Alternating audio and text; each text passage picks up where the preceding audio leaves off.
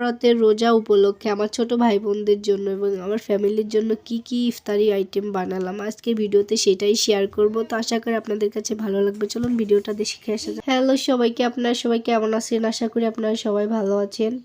তো আলহামদুলিল্লাহ আমি একটু ভালো আছি, আবার একটু অসুস্থ। মানে আমি দেখা যায় যে মাসের ভিতরে 15 দিনই অসুস্থ থাকি, কিন্তু মনের জোরে হেঁটে বেড়ায় একটা গান বের হয়েছে না, যে মনের জোরে চলছে দেহ। আসলে ওই গানটার সাথে আমার মানে অনেক মিল খুঁজে পাচ্ছি আর কি। তো যাই হোক, এইখানে হচ্ছে আমি বাপের বাড়িতে এসে মনের জোরে হচ্ছে এইটা ওইটা মাখাই খাই। শ্বশুর বাড়িতে এগুলার কাছেও যাই না, কারণ একা খাইতে আমার একদম ভালো লাগে না। আমার কাছে মনে হয় এই টক জিনিসগুলা যদি সবাই মিলে একটু একটু করে খাওয়া হয়, ওইটার ভিতরে বেশি মজা আর কি। তো আমার ছোট ভাই বোন আমি আসলে তো ওরা এগুলো আনবে, আর আমারও খুব ভালো লাগে, যেহেতু আমার আশায় বসে থাকে ওরা, এগুলো আমি মাখাই দিব, ওরা খাবে।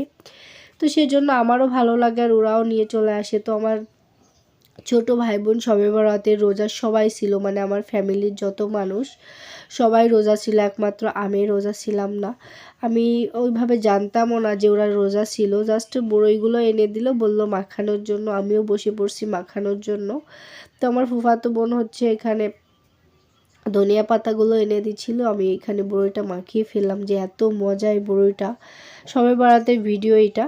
তো যাই হোক, অনেক লেট করে ফেলছি। আসলে শ্বশুরবাড়ি থাকি আমি, আমার ওইভাবে না কোনো কিছুই করতে ইচ্ছা করে না, মন চাই সারাদিন শুয়ে বসে থাকি, খুব মন খারাপ থাকে। কারণ ওইখানে শুধু আমার শ্বশুর শাশুড়ি আর আমি আর আমার ছেলে। তো ওই মানুষজন না থাকলে আমার মানে কোনো কিছু ভালো লাগে না, সারাক্ষণ কেমন মন খারাপ করে থাকতে হয়। তো বাপের বাড়িতে যেহেতু এত লোকজন, এখানে আসলে মনটাও ভালো হয়ে যায়, শরীরটাও ভালো হয়ে যায়। তো ভাবলাম সবাই যেহেতু রোজা আছে, তো সবার জন্য একটু ইফতারি বানাই। তো সবার কথা চিন্তা করে আমি দুপুরে খাওয়া দাওয়া করে বসে পড়েছি ইফতার বানানোর জন্য। তো এখানে আমি হচ্ছে পেঁপেগুলো খুব সুন্দর করে, কাঁচা পেঁপে নিয়ে আমি সুন্দর করে হচ্ছে কেটে সুন্দর করে হচ্ছে করে নিচ্ছি, কুচি করে নিচ্ছিলাম আর কি। এই পেঁপেটা দিয়ে আমি পেঁপে বড়া বানাবো। আপনারা চাইলে রেসিপিটা ফলো করতে পারেন। সামনে যেহেতু হচ্ছে রোজার দিন চলে আসছে, আপনারা এইটা মানে ঝটপট বানিয়ে খাইতে পারবেন। মানে পেঁয়াজুর থেকে কি বলবো, অনেক গুণ ভালো লাগে আর কি। তো যাই হোক, এখানে পরিমাণ মতো পেঁয়াজ আর হচ্ছে কাঁচা মরিচ দিয়ে নিলাম। আপনারা রেসিপিটা দেখে একদিন হলেও বানাবেন এবং কমেন্টে এসে বলবেন যে কেমন হয়েছিল আর কি, অনেক মজা লাগে আর কি। তো যাই হোক, লবণ হলুদ এগুলো আমি দিয়ে নিলাম, একটু বেকিং পাউডার দিন অল্প পরিমাণ। এরপর হচ্ছে আমি এখানে বেসন দিয়ে নিব, আর হচ্ছে যতটুকু বেসন দিব তার সেম পরিমাণ আমি হচ্ছে চালের গুঁড়া দিব। চালের গুঁড়াটা দিলে হচ্ছে খুব মানে ক্রিস্পি হবে আর কি। তো যাই হোক, এখানে আমি হাতের সাহায্যে খুব সুন্দর করে সব কিছু একসাথে মেখে নিব। তো মেখে নিয়ে আমি হচ্ছে 5 মিনিটের জন্য রেখে দিব। আপনারা সাথে সাথেও ভেজে নিতে পারেন, কোনো সমস্যা নেই।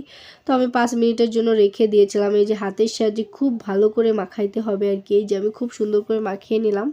তো চালের গুঁড়াটা দেওয়া, এই যে চালের গুঁড়োটাও দিয়ে নিয়েছিলাম। তো আমি এখানে হচ্ছে চুলায় ভাজতে বসছিলাম, কারণ আমি এক প্রকারের হচ্ছে ইফতারি বানাবো না, আমি 6 প্রকারের ইফতারি বানাবো। এটা তো গ্যাসে করা সম্ভব না। তো বললাম মানে ভাবলাম যে একটু চুলাই করি, সমস্যা কিসের।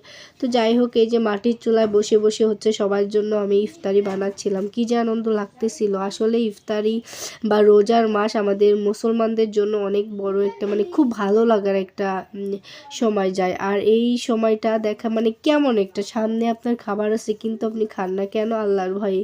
মানে একটা খুব ভালো লাগে। ছোট ছোট বাচ্চারাও দেখবেন তারাও রোজা রাখতে চায়, মানে অন্যরকম একটা ভালো লাগা আর কি। তো যাই হোক, আমার হচ্ছে ওই পেঁপে বড়াটা বানানো শেষ। এখন হচ্ছে আমি বেগুনি বানাবো। তো এই যে এখানে বেগুন সুন্দর করে কেটে নিলাম, এরপর হচ্ছে আমি বেসনটা গুলিয়ে নিলাম।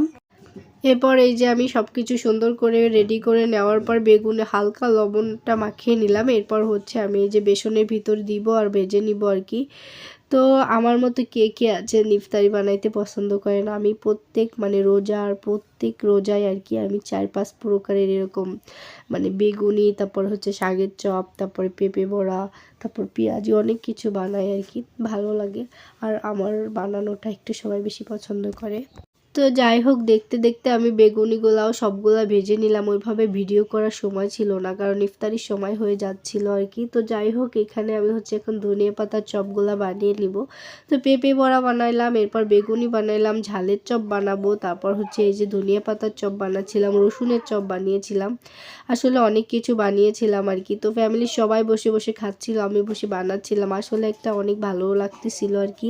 তো এই যে এখানে হচ্ছে ঝালের চপগুলো বানিয়ে নিলাম। আর আমার ভয়েসটা একটু ইগনোর করবেন, দেখেন আমি খুব অসুস্থ, মানে আমার একটু অ্যালার্জির সমস্যা আছে। তো জানি না এটা কিভাবে ঠিক হবে, অনেক ওষুধ বড়ি খাই, তারপরও হচ্ছে অ্যালার্জি খুব সমস্যা করে। আমি অ্যালার্জি কোনো কিছু খাইতে পারি না, আর অ্যালার্জির খাবার বাদ দিলে তো ওইভাবে কোনো খাবারই থাকে না আর কি। তো যাই হোক, এই যে আমি হচ্ছে ধনিয়া পাতার চপগুলাও বানিয়ে নিলাম। এখন হচ্ছে আমি রসুনের চপটা বানিয়ে নিব।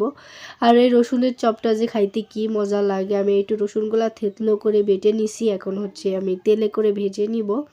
তো আমার ভিডিও আপনারা কে কোন জায়গা থেকে দেখলেন অবশ্যই কমেন্ট করে জানাবেন। আর আপনারাও কি ইফতারিতে এত কিছু বানান? আরও অনেক কিছু ইফতারির জন্য আয়োজন করা হয়েছিল, কিন্তু এগুলো ভিডিও করার সময় আমি একদমই পাইনি। তো কেমন লাগলো আমার ভিডিওটা সবাই কমেন্ট করে জানাবেন। সবাই ভালো থাকবেন, আমাদের জন্য দোয়া করবেন। আর এই যে হচ্ছে আমার নিজের হাতের দই বানানো, এইটা রেসিপিটাও দেওয়া আছে, আপনারা চাইলে দেখে নিতে পারেন। সবাই ভালো থাকবেন, আল্লাহ হাফেজ।